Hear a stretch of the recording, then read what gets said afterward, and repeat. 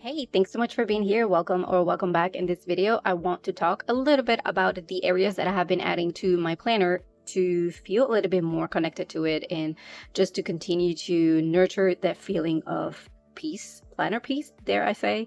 So if you're interested, I hope you stick around. So you know that this year I have been using mainly two planners, the one that I take with me out and about, and then my main catch-all planner. The one that I take with me out and about is the one that I switch every now and then just to give myself that feeling of newness in my system. But the one that is my catch-all has been the same one since day one of the year. Honestly, I haven't even thinking about buying the same one for next year. The only thing that I might change is that instead of going for the B6, the regular or traditional B6 size, I might go for the slim version, but that's still in the brain works and still deciding whether or not I am gonna go with that one or just this one, because again, this one has been working perfectly fine. So again, the two things I guess I've been adding to my planners to maintain the same feeling of connectiveness to my planner, and that, like I said before, planner piece has been either having a system that I can switch around every now and then and make sure that I continue to have that newness feeling. But then also in my main planner, I'm adding more spreads that I can use and feel like I have to come back over here every single day and fill them up. You know that I am obsessed with data trackers, so that is one of the sections that I love. It is my life data. And I've shown you this one before, but it's where I come over here every single day and I update my tracking for different areas of my life, from my sleep to my mood to how many times I walk during the month and self-care and all that stuff.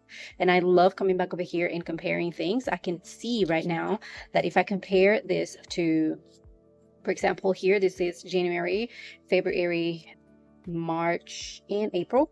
So in here, just by looking at it without actually thinking too much about of it, I can see that I started slowly going into my workouts. I did much better in February, and then in August and April, as you can see, nothing really happened, just maybe a few reps here and there. And this month we are going the same way. I'm not even thinking about it just because I have so much in my plate that I don't want to overwhelm myself, but I do want to continue to keep this reminder in my face every single day because I do want to go back to it, and it's part of my yearly goals that I set for myself. I said that I wanted to get back to my workout routine, and again, other things have taken priority, but having this data tracking, data visual or tracking visual has been definitely a plus in at least reminding me that I still want to work on it. That's one. And then the other one that I had just added has been, it's been this one. This is a line a day of gratitude.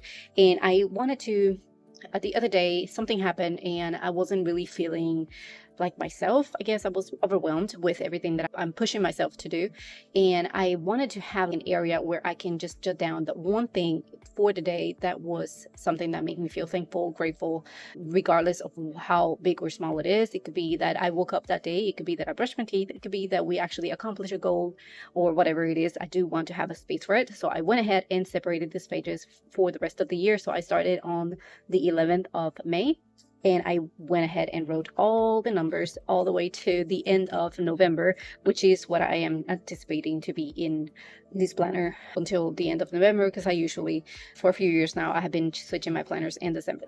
So that's that. That's two spreads. And then the other spread that I have been using lately is the yearly overview, where I track the main areas or most important areas that I want to ensure that we are keeping up with in terms of health for our family. So I divided it individually for us every time, the last time that we went to the dentist or the last time that we have physical done, and then house items. So the last time that we did something. Sometimes it doesn't, there are things that I don't have to repeat every other month or every month, but I, at least a few times a year, I do want to make sure that I get them done.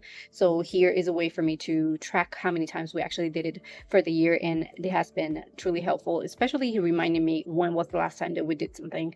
I have found that I have reached for this section more often than before. I never had it before anyways, so if I had to refer to something, I will have to go back to probably my monthlies and try to check in my notes when was was the last time that we did something. I try to color code my appointments and things. So every time that you see blue, it's a doctor's appointment.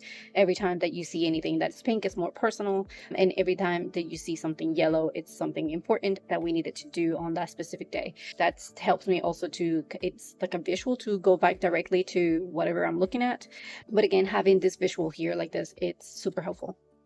The other thing that I have been doing again is keeping, this one is more like a fun, creative sort of, both are creative, I guess, but this one is more, it's whatever is happening in the moment, what I want to have in here. And sometimes I want to decorate it a little bit more intricate, more feminine, more gothic. So it depends on the mood, and it gives me the ability to do that.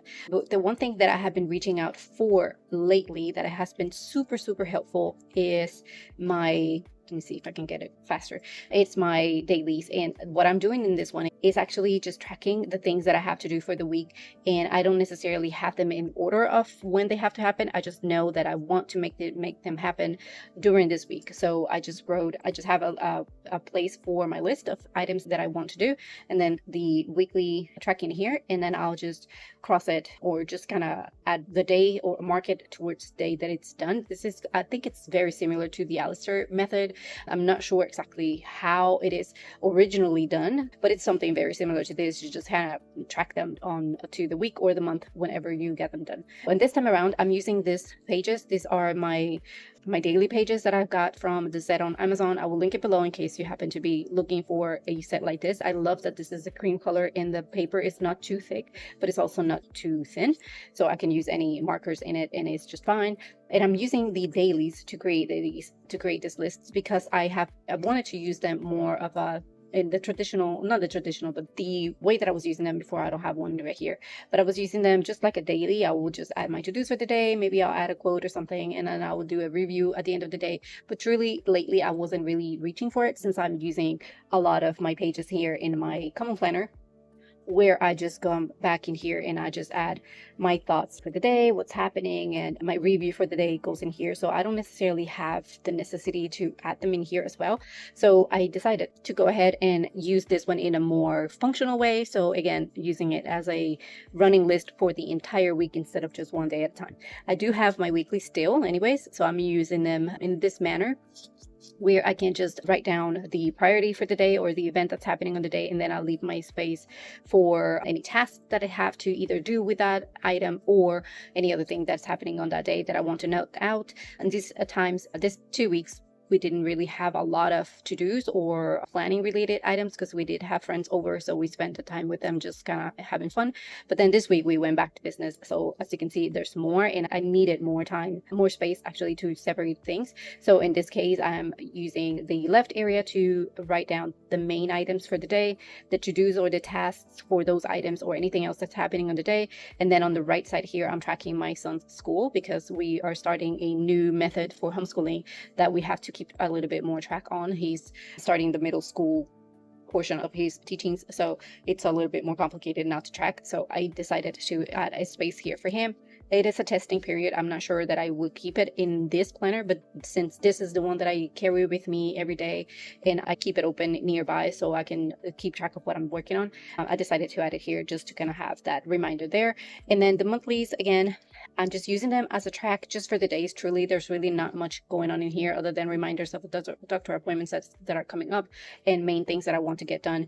And same thing here. As far as what I'm doing in here to keep me attracted to it is truly my dailies and also the decorations and the ability to keep it more fun and creative. I've been using the stickers to create dashboards. These are from the subscription box from Grabby. I will link it below in case you happen to be looking for something to add to your subscriptions, or if you happen to be considering including a subscription in your stationery budget. The Grabby box is extremely beautiful. It